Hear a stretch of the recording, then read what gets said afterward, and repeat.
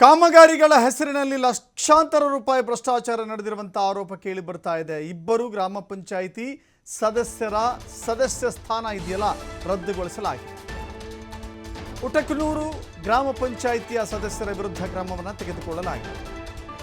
ರಾಯಚೂರು ಜಿಲ್ಲೆ ಮಾನ್ವಿ ತಾಲೂಕಿನ ಉಟಕನೂರು ಗ್ರಾಮ ಪಂಚಾಯಿತಿಯ ಇಬ್ಬರು ಸದಸ್ಯರನ್ನ ಅಲ್ಲಿ ಅವರ ಸದಸ್ಯತ್ವವನ್ನು ರದ್ದುಗೊಳಿಸಲಾಗಿದೆ. ಅದಕ್ಕೆ ಕಾರಣ ಅವರು ಎಸಗಿರುವಂಥ ಭ್ರಷ್ಟಾಚಾರ.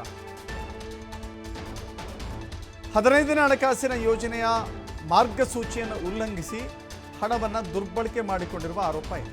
ಒಟ್ಟು 16,96,000 ರೂಪಾಯಿ ಹಣವನ್ನು ದುರ್ಬಳಕೆ ಮಾಡಿಕೊಂಡಿದ್ದಾರೆ. ಗ್ರಾಮ ಪಂಚಾಯಿತಿಯ ಅಧ್ಯಕ್ಷೆ ಈರಮ್ಮ, ಸದಸ್ಯೆ ಕಾವೇರಿ ವಿರುದ್ಧ ಕ್ರಮವನ್ನು ತೆಗೆದುಕೊಳ್ಳಲಾಗಿದೆ. ಮುಂದಿನ 6 ವರ್ಷಗಳವರೆಗೆ ಚುನಾವಣೆಗೆ ನಿಲ್ಲದಂತೆ ಅನರ್ಹಗೊಳಿಸಿ ಆದೇಶವನ್ನು ಮಾಡಲಾಗಿದೆ.